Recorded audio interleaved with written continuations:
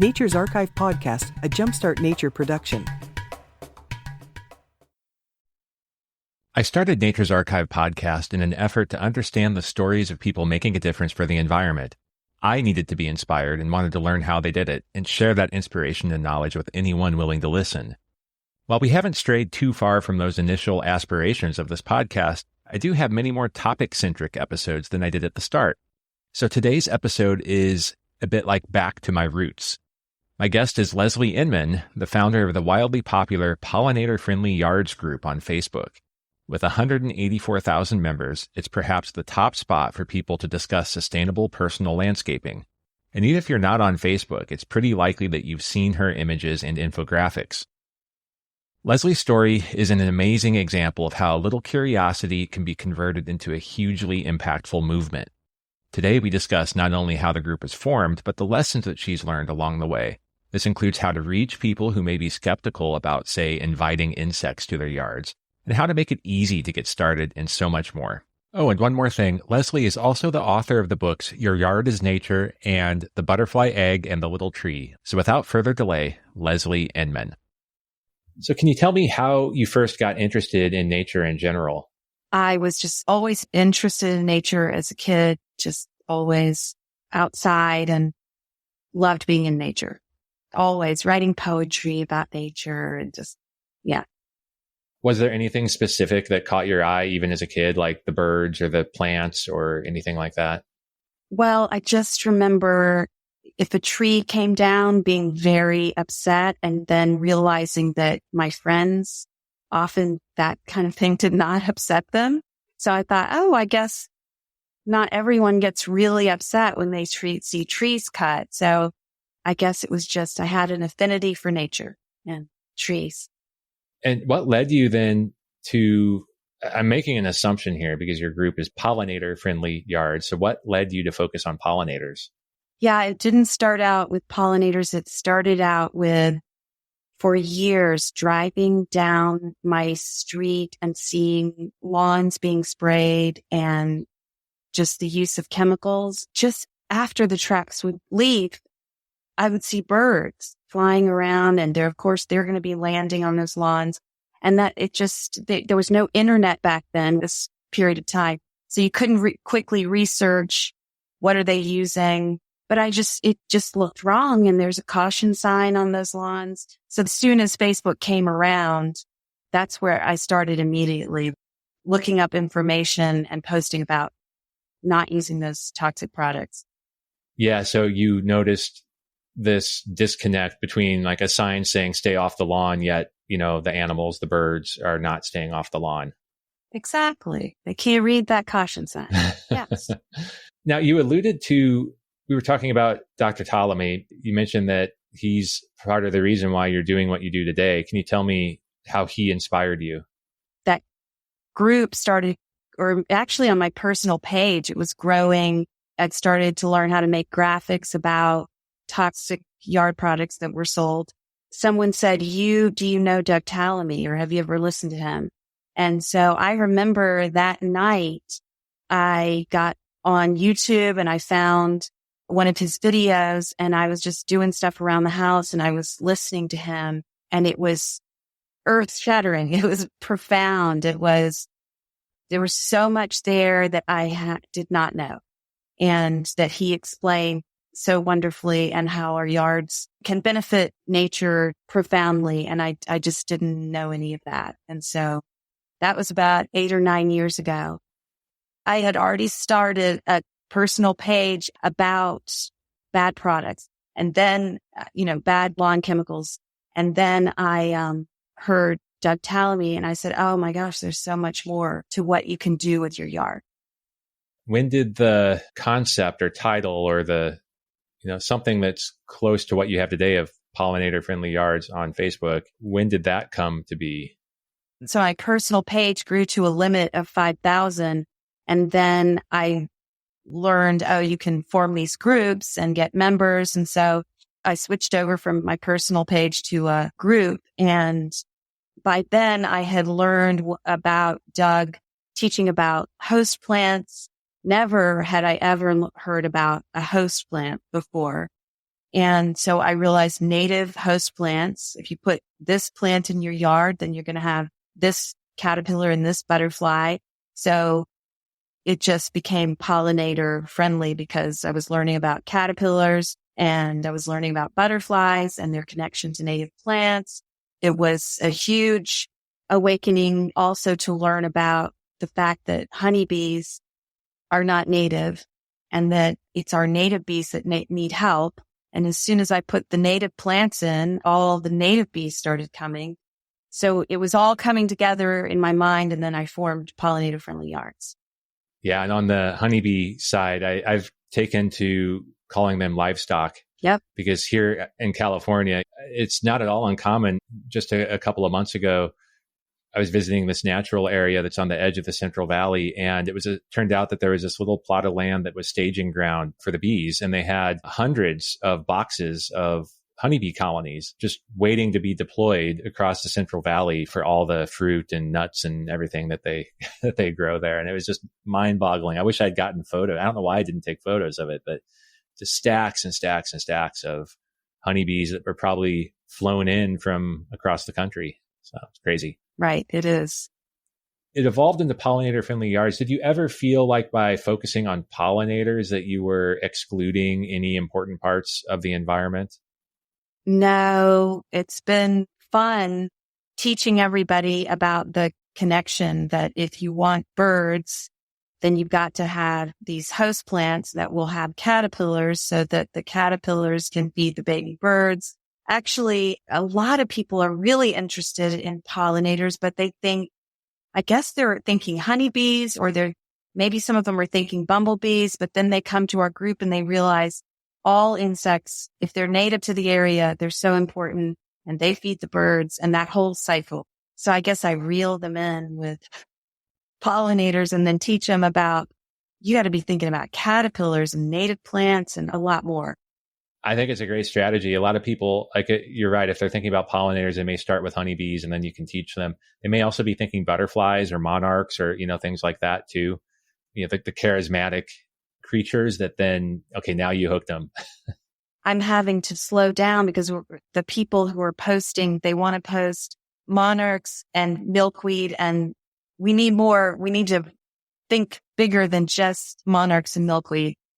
So I'm trying to get more people. What about this host plant and this butterfly and this caterpillar? You've had this evolution of pollinator friendly yards. It began as a personal page. So it's probably hard to answer this question, but how old is this endeavor? I think I set the group 7 years ago. 7 years. Yeah, I can't believe it's been. How would you characterize its growth over that time? Because you already had a pretty big following when you started the group, it sounds like.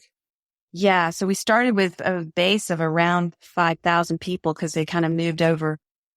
Well, then I just got better and better at the graphics. And then someone told me, you've got to put your group name at the bottom of these graphics. And that was very early on. And then I was like, of course, why am I not doing that? So now I make sure all of them have, and I've gotten better and better at the graphics. It's funny to see some of my early ones, which wouldn't get any attention. But also, I think, and this is a good thing, I think it's growing in popularity that there's so many pollinator groups now. And a lot of them are specific, like pollinators on native plants. And so there's a large diversity of groups now. Yeah, the word is definitely spreading.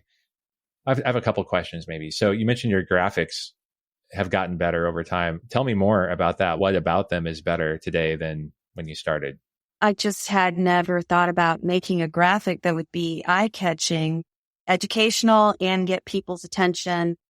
And I saw this woman, she was really involved with Monsanto before it became Bayer, and telling people about GMOs and all those things. And I just saw that she was making graphics and bringing people to her group. And so I was like, oh, I can do that for pollinator friendly yard.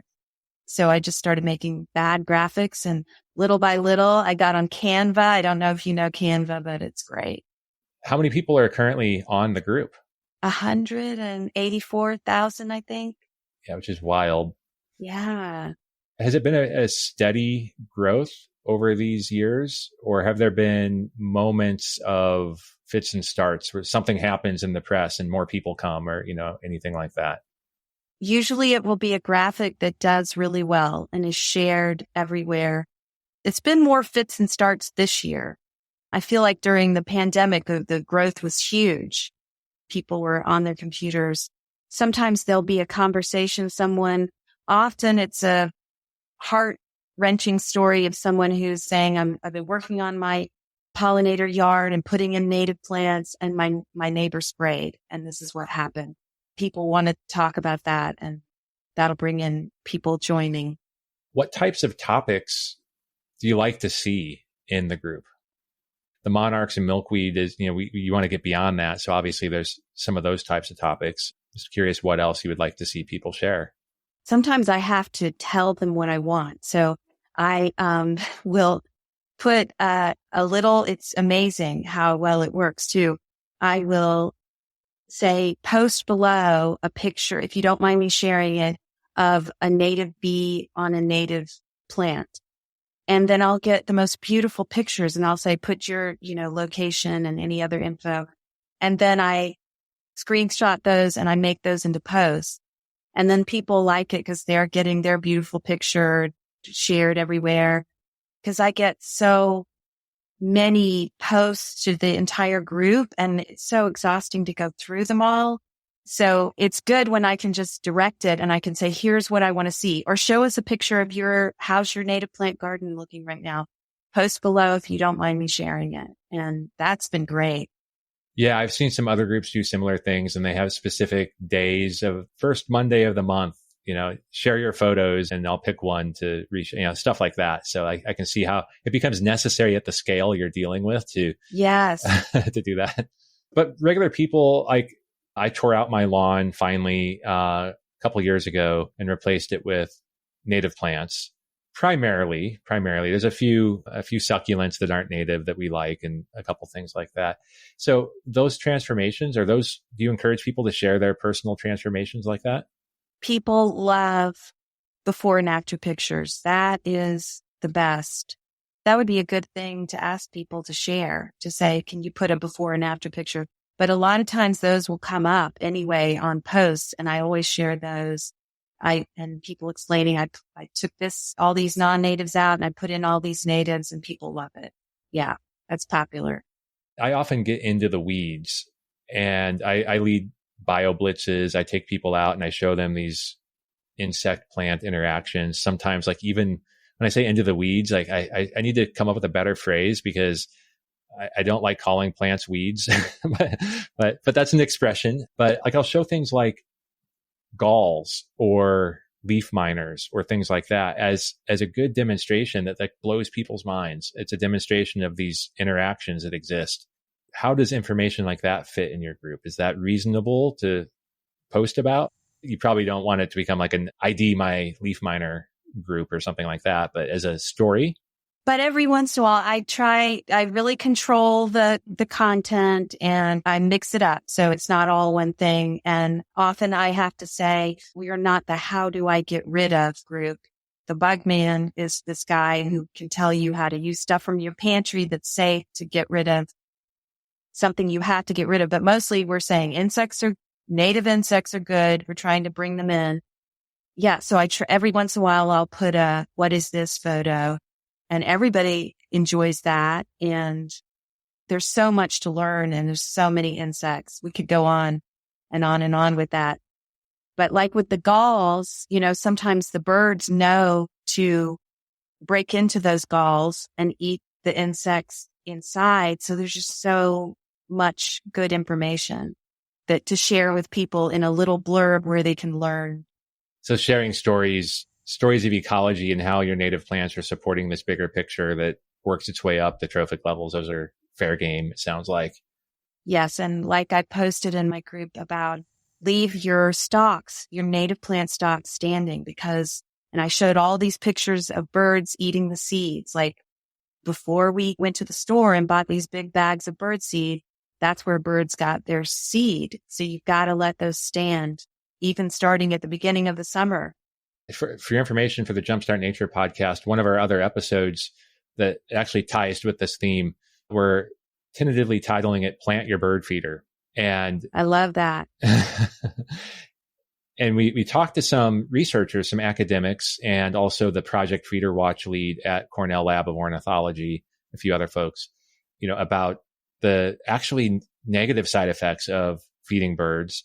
There's a balance there. I don't think like people need to go and take their feeders down, but there's some care and some considerations that have to go into it. And one of it, by the way, is that a lot of the bird seed that we source is not grown in ecological friendly ways. It's an agricultural crop, and we're buying bird seed that is degrading potentially the migratory route of some of the birds that we're hoping to attract. It's an interesting set of complexities that I don't know that people are ready to hear, but we're going to try. Exactly. But I'm just trying to, for me, it's just so much easier. I see so many birds in my backyard and I'm not doing anything. My yard has become so no maintenance. I mean, I do have a tiny bit of grass in the front and in the back, a tiny bit. And we have a little electric mower, and then the birds are eating all the natives. So it's easy.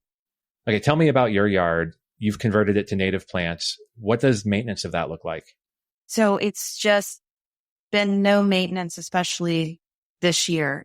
So it's such a tiny amount of maintenance. The lawn is so wasteful, but I do keep just a tiny bit of it in the front. I certainly wouldn't spray it or use anything on it, and a little walkway in the back. And so we have just a little electric mower, and it's a good little mini workout, but really easy. And then all around my grassy area is our native plants. There's just life all over them. I can see where little leaves have been rolled back, and I've got silver spotted skippers, and just the mountain mint in the back is just covered in native bees and wasps. So there's just life everywhere. And I particularly not wanted it to look crazy and wild, because I don't think I'm going to bring people in that way. So especially in the front, it is very calm and tame and easily understood to people who don't understand native plants. It fits in with the other yards, even though it's almost 100% native. It looks intentional and maintained and aesthetically pleasing. Yes, but a total habitat at the same time. In this new paradigm of plants that you have in your yard, do you have issues with pests at all? No. My friend who does the same kind of thing, who's very into this habitat idea, years ago, before I had native plants, I would open up my back door, and roaches here in Atlanta are huge. They're big. They're everywhere. And I would open up my back door and they would scatter. Even when I got a no insect light that didn't attract any insects, they would scatter. Now I see nothing. Like, I open my back door and it's nothing congregating around my back door. And I think that's because I have lots of little lizards. I've seen little geckos. It's such a healthy ecosystem back there and in front of carnivore predator type insects and little tiny creatures, that they're keeping everything in balance. Hey, nature enthusiast, do you want to be part of something bigger? Well, we're building a movement at Jumpstart Nature, and we've just added some new volunteers to help with our podcast and website. But this means our costs are going up too. I need to purchase software licenses to give them access to the production tools we use. For example, one media editing license costs $21 a month. And this is where you come in. Please consider supporting our mission by contributing to Jumpstart Nature through our Patreon or direct contributions, or even purchasing some logo merch. Check out all these options at jumpstartnature.com/donate, also linked in the show notes. Not ready to make a financial contribution? Then please share this episode with 3 friends. Sharing what we do is actually one of the very best ways you can help us. Thank you all for your continued support. Nice. Yeah, that makes sense. When you think of monocultures, whether it's like a big agricultural field or a lawn, a lot of times the reasons we have pests is because something is out of balance. The natural predators aren't there. It's a field day for whatever that out of control pest is. So that makes sense. Exactly. It's really worked. Backing up a little bit, I asked you how many people are in the group. I manage a teeny tiny group called Backyard Wildlife that only has like 300 people. So it's totally different game. But are there any other interesting metrics that you want to highlight about pollinator-friendly yards? This past week, I made a nice graphic it's so easy with fireflies. There's so many beautiful images. And then I just wrote simply, mosquito spraying kills fireflies. I love the likes, but the shares are so meaningful because they're educating their friends. And a lot of groups share my graphics. And so there were about 4,000 shares. And so let's say 2 people see that, that could be 8,000 people who saw that image and maybe thought about changing their behavior. And then sometimes if I have time, I've joined a lot of environmental groups, and I will also go and just share to other environmental groups, because maybe the Sierra Club members aren't thinking about what they can do at home. They're thinking about, let's save this forest, which is wonderful. Yes. But also what you can do at home is what we're all about. Absolutely. And something that's probably an interesting concept to also share, that when you're talking about this specific graphic, is there really isn't such a thing as and the proper pest term is also escaping me at the moment. A lot of times chemicals are sold as being targeted to an individual species. And that's the word I'm missing at the moment. But that typically is not the case. Most pesticides affect a broad spectrum of species. And I like that that's what you're implying with mosquito spraying, killing the fireflies. And that's probably a concept people need to understand more generally as well, that there's side effects. Huge, huge side effects. Yes. With the mosquito spraying, they're killing the natural predators like the dragonflies. They're using pyrethroids, which would kill the dragon. Any insect will not make it. And then I was posting about this large nectar eating. It's called a mosquito, but it's this beautiful insect that eats nectar, and it also consumes mosquito larvae. So they're killing all of those creatures that would be working for us and helping us get rid of mosquitoes. But broadcast spray. Just chatting kind of casually about it, something like from an ecology standpoint that I think of in these scenarios is, I love aphids, by the way. When I see aphids, I get excited because I know I'm going to see other cool stuff happening on that plant. But, if somebody takes a perspective that an aphid is a pest, and then they spray the aphids and they kill the predators at the same time, they kill the syrphid flies, the hoverflies, the aphid wasps, whoever is going to come and eat those anyway, the ladybugs. Those aphids, their reproductive rates are so much faster than the predators' reproductive rates. And that's exactly why you end up in the pest cycle, is you kill the pest, you kill the predators. Those pests are going to come back at 100 times the rate that the predators are. And now you're stuck. You're going to be spraying forever. Yeah. Well said. That would make a good post. I get excited when I see aphids. Why? Because I'm going to see ladybugs. I don't know if they're going to be native ladybugs, but yeah, you're going to see all kinds of cool insects. Yeah. I've done a few posts. One of them I called aphids the plankton of land, because they're so numerous and diverse and they feed so many things. It's the start of that trophic, cascade kind of thing. And that actually resonated pretty well. And I've seen some other people now saying the same thing. So it's like, hey, my little part, I've done my part. Right, right. Okay. So you mentioned your own story of, I guess, transformation. You were already nature aware and nature connected. So, but nothing like, I didn't even before Doug Tallamy, what he taught me changed everything. I'm going to assume that with as many people as you have, and as long as it's been running in your Facebook group, you've probably seen lots of other stories of personal transformation. Yes. Wonderful stories, great stories. Like my friend who I saw today had been a gardener for years. And then when we met, I said, you've got to see Doug Tallamy. And she had been just a conventional gardener with non-native plants. And she's just changed everything since we met and since, she learned about Doug Tallamy's work.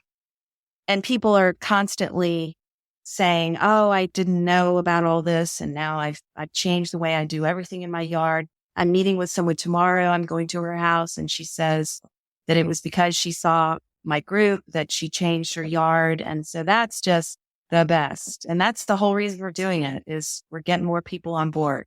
And it is online. It's just growing. And the knowledge now, someone will ask a question to the group and the answers are so much better than they used to be.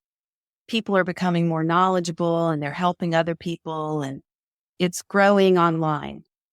I just wish it would grow in my street, but that'll come. That'll come. And then each of those people that transform, their circle of friends become aware, more than likely. They see it, some conversation comes up. So yeah, the network effect certainly takes effect. So a huge part of wildlife friendly habitats is supporting insects. And we've been talking about that. And, a lot of people are very insect averse. Every insect except for maybe butterflies and ladybugs are pests or scary or whatever turns people off to them. So how do you end up helping people get past that potential impediment?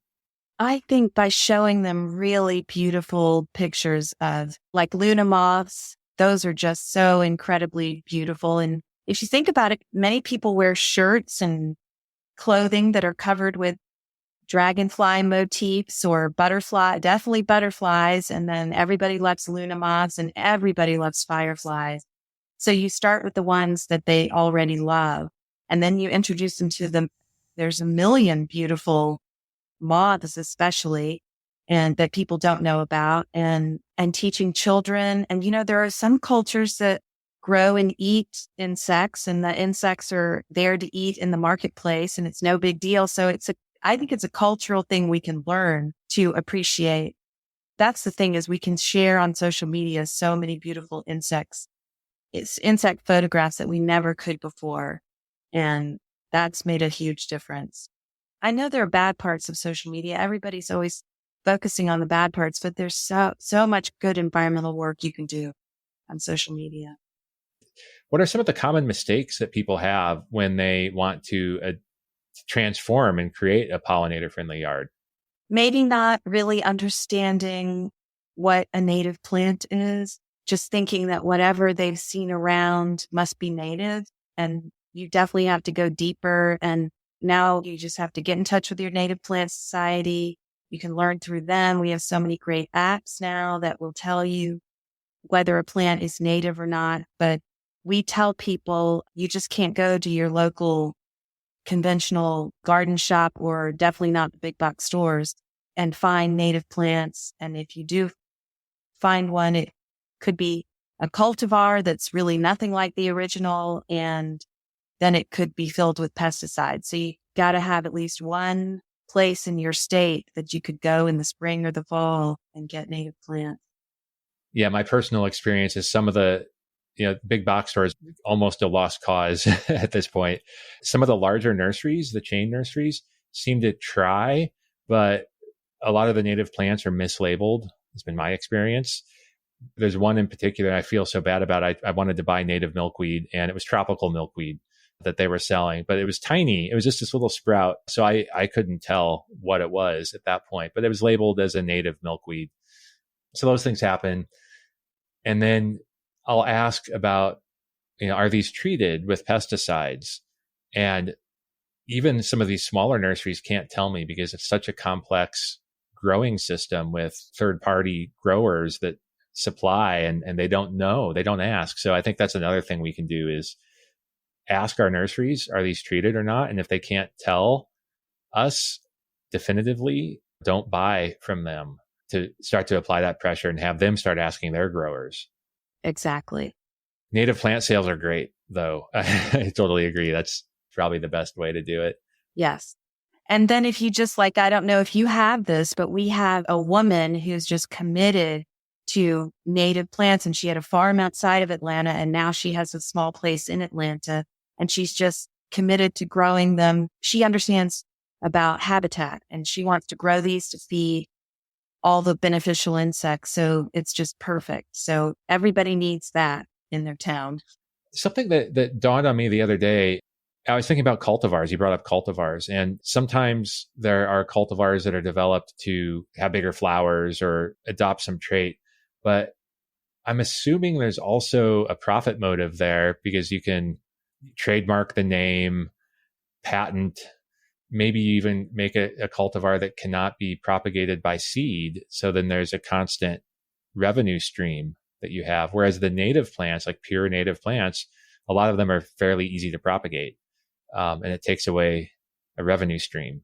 Do you think that the profit motive is part of the problem here? Yes. I went to a seminar once on native plants, and that's where I first heard about this trademark, that you can't just find a native plant in the wild and trademark it, but you can, if you alter it in some way, then they can trademark it. So the incentive is to alter our precious native plants that are feeding beneficial insects and birds and everything else. And so I'm very concerned about what's going to happen as native plants become more popular and the big horticulture group planters get on board and start altering our plants. If you alter their height, a lot of them, I love how elegant and tall they are. They want to make them short. We don't know what that does to the nectar, what that does to the pollen, what that does to the nutrition. Some native bees are very sensitive to the time of blooming. It could alter the bloom time. It's just bad news. This cultivar thing there's the process of evolution has worked beautifully for millions of years, and it's very sad to see people altering them. So I'm constantly preaching about that. I see a lot of focus about leaving dandelions for early pollinators. And then also the No Mow May has gotten a lot of traction the last few years. What do you think about those initiatives when it comes to the bigger picture of pollinator friendly yards? I think it's a start. It's a start. And if somebody's doing that and willing to take the wrath of their neighbors and not mow, then they're very interested. Well, they're pretty interested in pollinators, and then maybe they'll get to the next step to be able to identify what plants are growing. Dandelions are not native, but they're a great plant. They're completely edible, and we shouldn't spray herbicides on them. And they're not out competing anything. So they're not, we should all be eating dandelions. But it's a good start. I think No Mow May is a place for people, just like with monarchs and milkweed, and it's a start. I think that's a very healthy way to look at it, because I saw some backlash this year. And like you, it's like, well, you don't want to slap someone on the hand for trying, because now they're going to be less likely to try. Exactly. So how else can people educate themselves then about what are the native plants, where they can find them? We talked about a few things already.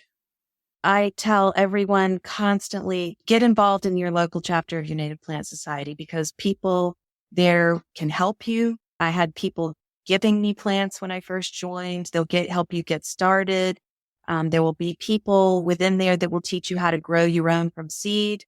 And if it's expensive for you, the seed wrap is the way to go, and they can get you started. Or Wild Ones is an excellent group, but they're mostly on the eastern side of the Rockies. There's not too many Wild Ones on the west. We need more. You could start a Wild Ones chapter. We're so lucky to already have so many of those groups.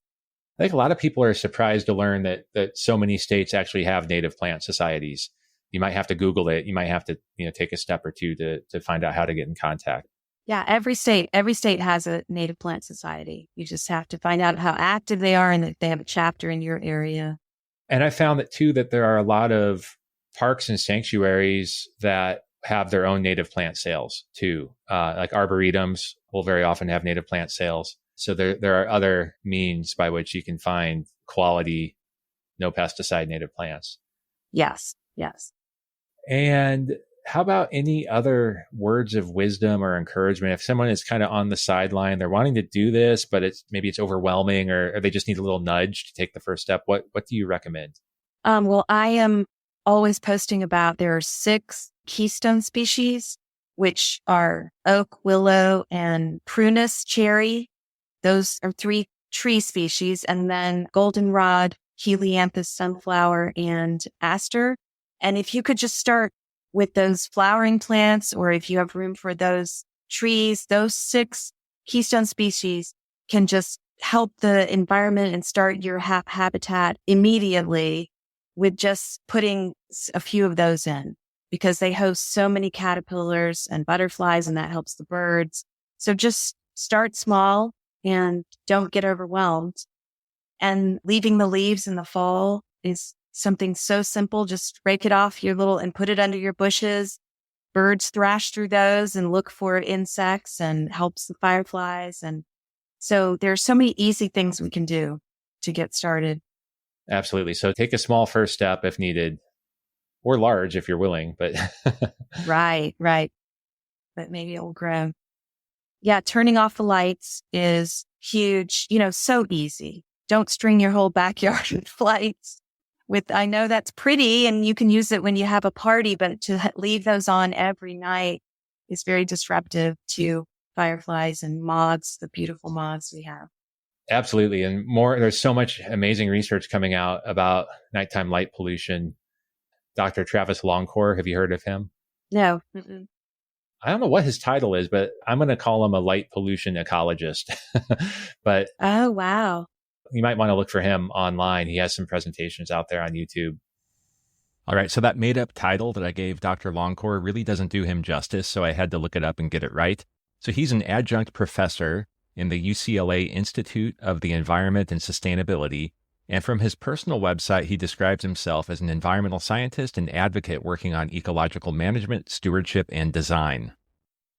So you have your Facebook group, obviously. Are you active in any other form of social media? No, I've been mostly on Facebook and I'm on TikTok, but I just go to anyone who shows me something about nature. I write in their comments, read Doug Tallamy. You'll never see nature the same way again. And I feel like I've done that hundreds of times, but I'm going through TikTok and seeing what works, how people get positive attention.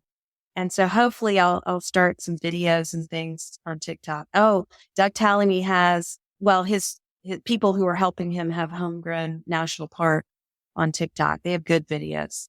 I was asking about other resources in terms of finding plants. What about just learning about this space? So we have Doug Tallamy and Homegrown National Park are great resources, your local Native Plant Society. Do you have any books or videos or other recommendations that people should take a look at? I saw Nancy Lawson speak, the Humane Gardener. Oh my gosh.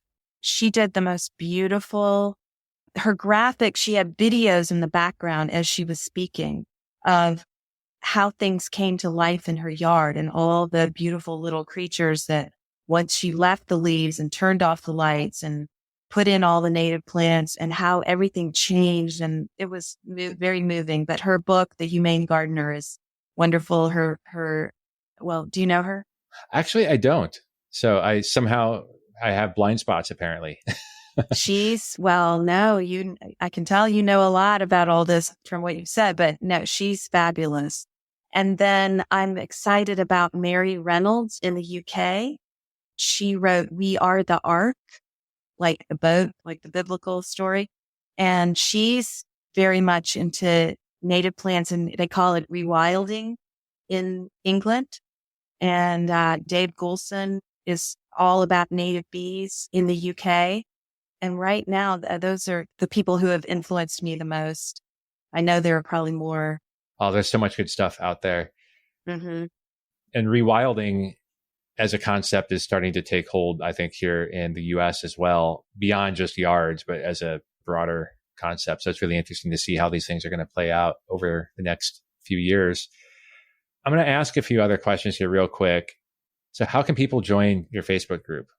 Every day I'm letting people in. So all they have to do is request, just go on there and find Pollinator Friendly Yards on Facebook and request to join. And it's hard to keep up with such a huge group. I mean, give personal attention to each person, but I make sure I let those people in, and it's more of an educational thing. People might not get to post as much as they would in a smaller group, but I think they can share. That's what people like about it, is they can share, and maybe their neighbors will see it, and they can get more people on board when they join and share. And do you have any remaining words of encouragement or suggestions for people who are interested in doing more? Join us and learn more, and take the most basic steps of don't spray, don't go for the perfect lawn. Shrink that lawn and put the natives in and start small and don't get overwhelmed. And someone at the Native Plant Society in your state will help you. Sounds good. And is there anything that comes to your mind that in the course of our discussion that you feel is important that we haven't covered? How the leaves is just hugely important, and loving seeing gas leaf blowers being banned, and people.